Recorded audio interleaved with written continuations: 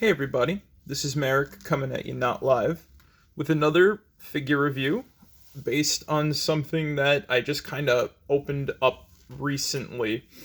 So this here is the Headstart Crash Bandicoot figure.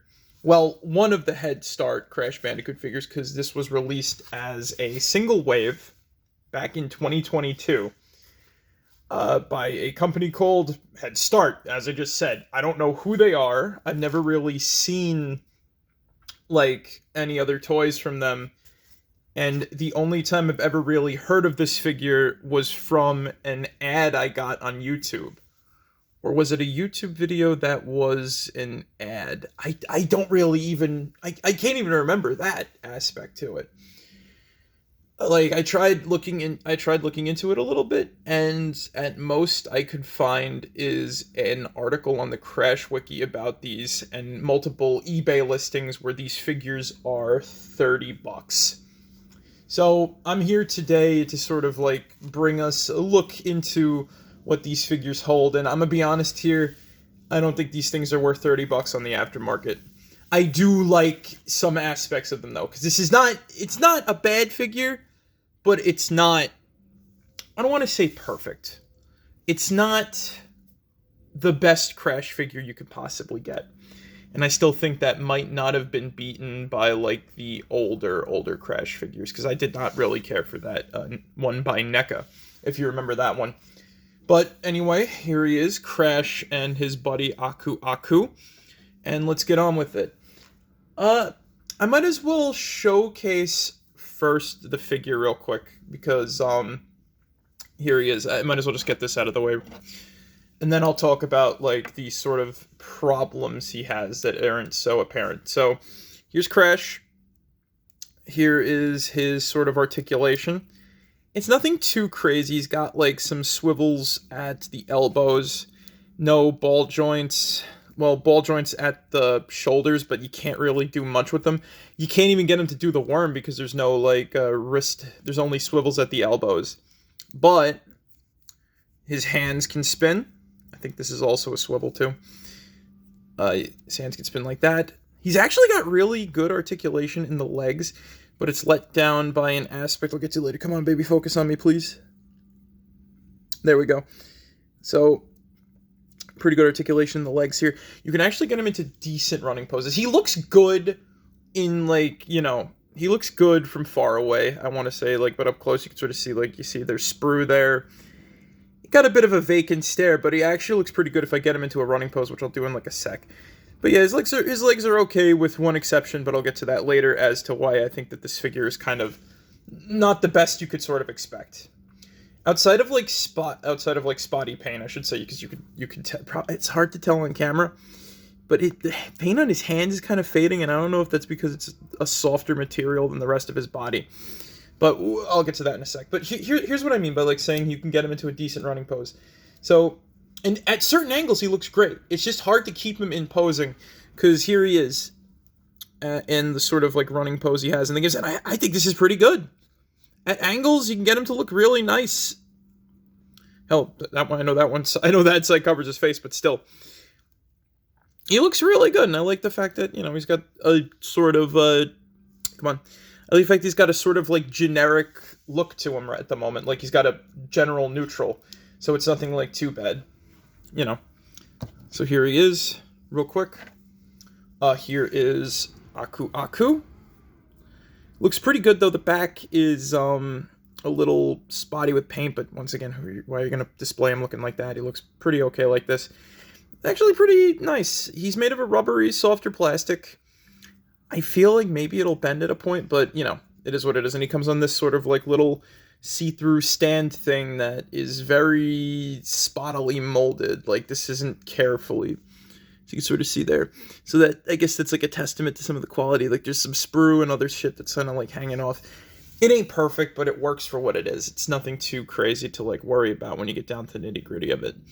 I think that this guy works pretty well on a shelf if you put him next to stuff and he looks, you know, he fits in. He fits in and he can remain sort of hidden amongst a bigger cast of like figures and whatnot. Before I move on with the flaws, here's a quick size comparison to some other figures that I sort of thought would be a good take a look. So here's him next to freaking SBO the Chameleon real quick from Sonic. I picked him out specifically for another reason. So he stands pretty well next to like the Sonic figures. And here's him next to a Star Wars figure real quick too.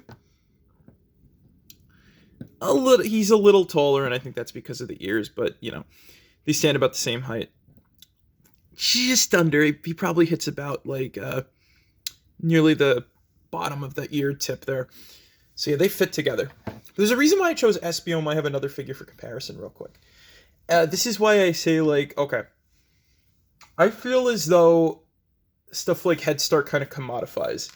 Oh, just one thing, sort of, again, as a one-hit wonder. I don't know how much this cost on the first market, but here's the box. The rest of the box, sort of, again, we had an MLP box situation where the bubble broke off, and I kind of threw it out, because I'm like, I'm not going to try to glue this thing back on together.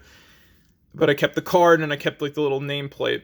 And I paid about $20 for this on the aftermarket, because I found this at a toy shop upstate. So there's the logo for the company down there too. You get a little figure outline. The box is pretty okay. Though, again, the wave leaves a little bit to be desired, I guess. Like, I'm a fan of a lot of, like, the Crash enemies, and seeing as this wave was 3 versions of Crash that come with different, like, mask accessories and, like, Coco and fucking, Cortex, it's not a bad wave, but I can sort of see why this figure line did not take off real quick. But yeah, there's the box. And now I'm going to talk about the issues with them. So, again, like, in this age where we sell nostalgia back to the viewer or, you know, the fan at a premium, here's my issue with this figure. So, again, you saw he's got, like, obvious sprues. He's a little weirdly colored. It's hard to pick up on camera, but take my word for it. He's got good detail, which is nice, and that's always a plus. You can see the sort of you can sort of see in, like, the thumbnail image and here, as I sort of have him, like, he's ready to be crucified almost. Oh, he died for our sins and T-posing. There's good detail in the gloves, but he is failed by the fact that he's got a lot of, like, sprue poking out in places. He's a little cheaply done. His arms kind of remind me of the Vector figure, but I brought out SBO for a big reason. So, when I had this guy sitting on my table for a bit, just in general, I've had him fall over multiple times, and that's because his bottom legs here, his shins and whatnot, and feet, are made out of this soft rubbery plastic. So this stuff can warp, if you get my reference there. So I've had him fall over multiple times because of that. And it's not good, like I said, when you're trying to get him into, like, a bit of a running pose, and he can't stay consistent. I've had my Animal Man figure fall over and I got him into a good running pose. But yeah, this guy is kind of like, it's hard to get him to go. And I can understand probably why they did it. But at the same time, I don't think it works well for him. And on top of that too, like I said, with the cheaply madeness, with, like, the sprue poking out, shoddily colored in some spots, it's not the best you can get from a Crash figure. It's as if they didn't really care. And like I said, there's a reason why I brought out SBO here, because SBO doesn't stand up well in terms of a Sonic figure. He kind of, like, leans back a little bit. But the thing is, though, is that with the Sonic figures is that, like, Crash is also a little bit top-heavy, which is why he kind of, like, falls forward, back, and whatnot, right?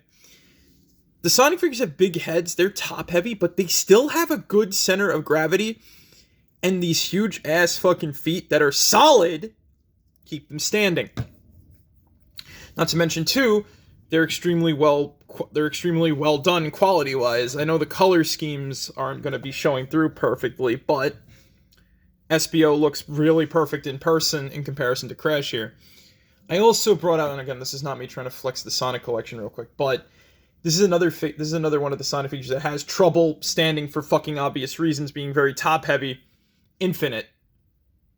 So, Infinite's detail is really good. I know he's mostly black, so it's hard to, like, fuck that up. But he's got, like, no sprue. He's painted very well. The Phantom Ruby on his chest is nicely done. The mask is perfect, pretty much. He can't really stand too well at all. There you go. I can't even get him to stand up. I have to lean him against something else.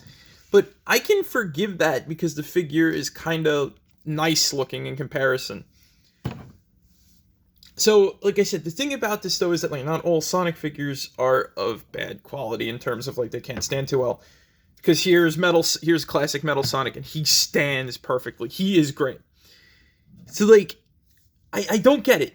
Sonic can do this well, right, with these types of characters, but Crash can't, and I don't understand why. The U2s I've seen look really good, but it's a statue. It's basically a statue. And since we've had options for Crash figures in the past, that's why I sort of opted to get like a sort of physical one. I know we even had like a Skylanders at one point too, if I remember correctly. So this is what I mean. I like you can go good with this. You are completely fine getting this for a collection, right? If you just want a Crash figure, he's really good.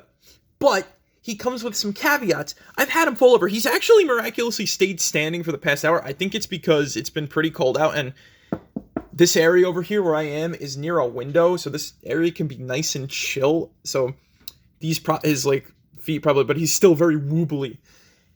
So like I said, get this guy at your own discourage, I guess. Like I can't say for sure he's worth it. In terms of, like, I can't say for sure that he's worth the $30 people are selling him for. Because, like, the other variants are, like, alternate costumes from Crash 4. And they do look nice. They do look nice on the card back, but I don't know how they look in, you know. And they're probably going to be, like, the same material. Because, again, these warping feet. Just be wary of what you get at what your price is. That's always my warning when it comes to stuff like this. And I do think that the highlight out of this little set is Aku Aku. But this Crash isn't bad. He's not bad. He's just got some problems. And he looks really good from, like, angles and everything like that. But I just warn you saying like this. Look, if you can find him secondhand, like, for $20 like I did, maybe go for it. Maybe you can find him at, like, a yard sale or something for cheaper. Who knows? If you want a Crash, he's not bad. He's not bad for that. But he just suffers from, you know, not being the best Crash figure that exists. And it's hard to find one of those best Crash figures that exist, because a lot of the other Crash Bandicoot figures go for even more than this online. My kingdom for a fucking Dingo Dial for cheap is my whole thing. I'd love to have a Dingo Dial figure. But yeah, this Crash isn't bad. He's not the best, he's not the worst, but just be wary, because these are going to be problems. So, I just wanted to let you know what I thought of this guy, because he kind of fell into my collection. And you know what? I'm glad I got him, but I don't know if Headstart is going to continue to do any more of these, which probably not. It's been 2 years. Well, no, 3 now, technically. Still think it's 2024. It's been 3 years now, but what can I say? We could do much worse. But yeah, thank you guys for checking this out. Hope you guys enjoyed. Merrick out. Peace, you guys.